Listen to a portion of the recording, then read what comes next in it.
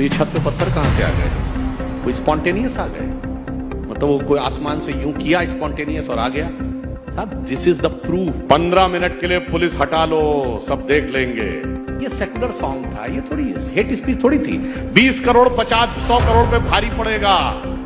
Secularism का song है, इसको कैसे हेट स्पीच कर सकते हैं? असदुद्दीन ओवैसी ने बोला था जब मोदी पहाड़ पर चले जाएंगे और योगी मठ में चले जाएंगे तुम्हें बचाने कौन आएगा? ये सब तो सेकुलरिज्म के सॉन्ग होते हैं, इनको हेट स्पीच थोड़ी कहते हैं। सरतन से जुदा, अरे ये तो सेकुलरिज्म का सॉन्ग है, इसको हेट स्पीच थोड़ी कहते हैं। आपका नफरत में भी एजेंडा है और मोहब्बत में भी एजेंडा है। एक एजेंडा है मोहब्बत से एकदम। हम सिर्फ मोहब्बत फैलाने में मानते हो और आप सिर्फ नफरत फैलाने में मानते हो। आप मुझे बताओ 10 साल में आपने मोहब्बत फैलाई है नफरत? 10 साल में क्या फैलाया मोदी ने? सिर्फ नफरत नफरत नफरत। जवाब के सिवा कुछ नहीं फैलाया। एक मुगल बादशाह बताओ जिसकी एक बीबी रही हो, हरम में कोई औरत न रही हो, और आज भी ये 4 बीबी के साथ है। He is saying that the reaction from the Muslim community was spontaneous. तो ये छत पे पत्थर कहां से आ गए? कोई स्पॉन्टेनियस आ गए? मतलब वो कोई आसमान से यूं किया स्पॉन्टेनियस और आ गया? साहब this is the proof. Otherwise मैं पूछना चाहता हूं, how come the bricks come on the roofs of the houses?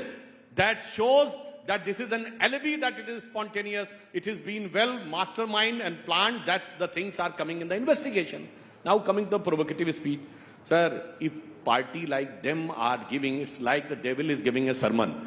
15 minute के लिए पुलिस हटा लो, सब देख लेंगे। ये सेकुलर सॉन्ग था, ये थोड़ी हेट स्पीच थोड़ी थी। 20 करोड़ 50-100 करोड़ पे भारी पड़ेगा। ये तो सेकुलरिज्म का सॉन्ग है, इसको कैसे हेट स्पीच कर सकते हैं? असदुद्दीन ओवैसी ने बोला था जब मोदी पहाड़ पर चले जाएंगे और योगी मठ में चले जाएंगे तुम्हें बचाने कौन आएगा? ये सब तो सेकुलरिज्म के सॉन्ग होते हैं, इनको हेट स्पीच थोड़ी कहते हैं। सरतन से जुदा, अरे ये तो सेकुलरिज्म का सॉन्ग है, इसको हेट स्पीच थोड़ी कहते हैं। This is the dichotomy of the character, and the intellectual establishment of India has been totally captivated and perverted by these type of arguments, that their view has become so much lopsided that has created this type of situation. Otherwise, if a justifiable approach has been there, I think this type of discontent in the society and reactions in the society would not have been there.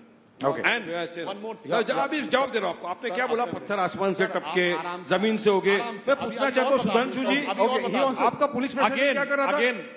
Police क्या कर रहा था? Intelligence क्या कर रहा था? ये क्या पुलिस प्रशासन इंटेलिजेंस का फेलियर नहीं है? अगर इतने पत्थर जमा हो रहे, आप अपने आप को अपनी सरकार को गुनहगार नहीं करोगे? मैं बताना चाहता हूं, ये कह रहे हैं कि बुलडोजर एक्शन, तो मैं फिर कह रहा हूं, यूपी में जितने बुलडोजर एक्शन हुए, एक डिमोलिशन को कोर्ट से गलत सिद्ध कर पाए? नहीं। All were illegal constructions, duly notices were served. अब आप ये कह रहे हैं कि साहब एक गलती की वजह से दूसरा, पूरी बात है, एक दिखाइए ना जहां कोर्ट ने कहा डिमोलिशन गलत है। एक व्यक्ति का घर तोड़ दिया, इसके नाम पे घर ही नहीं था, वो घर उसकी बेटी के नाम पे था, आपसे जाके उसका घर तोड़ दिया। ये भी रीजन जो ये लॉजिक दिया जाता है कि एक अपराध के लिए दूसरी सजा कैसे दी जा सकती। मैं आप सबसे कह रहा हूं, आप कार चलाते हुए जा रहे हो या बाइक चलाते हुए, ओवर स्पीडिंग हो, पुलिस वाला रोके, फिर वो कहे गाड़ी कागजात दिखाओ। अगर कागजात नहीं है, डीएल नहीं, तो आप ये थोड़ी कह सकते नहीं सिर्फ ओवर स्पीडिंग का चार्ज करिए, कागजात नहीं है तो कहे गाड़ी जमा हो जाएगी। कागजात नहीं है, registration is not there, then your vehicle is seized. You can not say it is just the case of over speeding. So when a crime is committed, the entire background of the criminal is scanned, and wherever it is found, it is given. That's why they haven't got a single cancellation from court. This is again, and camouflage has been set, try to put up the things in a different perspective. और हकीकत जानते क्या है, इनके साथ यही problem है। जिन लोगों ने पूरे हिंदुस्तान में, जब कभी मोदी जी की सरकार नहीं थी, ये बताइए, ये पत्थर की बात कह रहे हैं, ये कश्मीर में पूरी भीड़ निकलती थी कि नहीं? जुमे की नमाज के बाद पत्थरबाजी करते हुए किसी इंस्पेक्टर अयूब को मार देती थी। अब दिखती है भीड़ पत्थरबाजों की। कश्मीर में बंद हो गया कि नहीं? कोई स्पॉन्टेनियस नहीं था, एवरीथिंग वाज मास्टरमाइंडेड। 23 मिनट हो गए, 23 मिनट हो गए। अब मैं आप लोग सब यहाँ बैठे हुए, मैं आपको बीजेपी का हकीकत चेहरा बताना चाहूंगा। 23 मिनट हो गए, जिसमें 15 मिनट सुधांशु जी ने भाषण दिलाया, चिल्ला किया। मुझे बताओ, इनकी बात में एक भी बार इन्होंने डेवलपमेंट, विकास की बात की, एम्प्लॉयमेंट, जॉब की बात की? एक भी मर्तबा बात नहीं की 23 मिनट में भी। ये असली चेहरा है बीजेपी का। बात है कि पत्थरबाजी, मुसलमान, हिंदू, इसके सिवाय टॉपिक ही पॉलिटिक्स से बोल रहे हैं। अरे अभी तो सौगात ईडी आ रहा है, सुनिए। आज तक तो ये सौगात ईडी दे रहे थे, ईडी जा रही थी सबके, आप सौगात दिया। अरे सुधांशु भाई, 25 करोड़ की आबादी है, 32 लाख लोग को देके क्या जय करेंगे? हिंद दोस्तों, अभिषेक ऑफिशियल टीवी में आपका स्वागत है। आपने इस वीडियो को डिबेट में वारिस पठान सुधांशु त्रिवेदी जी को देखा होगा। दोनों को बातें चल रही है पॉलिटिक्स को लेकर कि कौन हिंदू के विरुद्ध भाषण देता है, कौन मुस्लिम के विरुद्ध भाषण देता है। तो साफ तौर से देखा जाता है अपने वोट बैंक की राजनीति करने के लिए जब जब इलेक्शन आते हैं इस तरह के बयान सारे पार्टियों की तरफ से दिया जाता है। किसी भी पार्टी को ये नहीं बोला जा सकता ये नहीं बोलती है, वो बोलती है। तो आप क्या समझते हैं? पूरा वीडियो देखने के बाद अपना कमेंट जरूर कीजिएगा और बने रहिएगा हमारे साथ, क्योंकि गूगल बाबा को देखना हर कोई पसंद करता है। तो चलिए वीडियो को बिना देर किए हुए फिर शुरू करते हैं।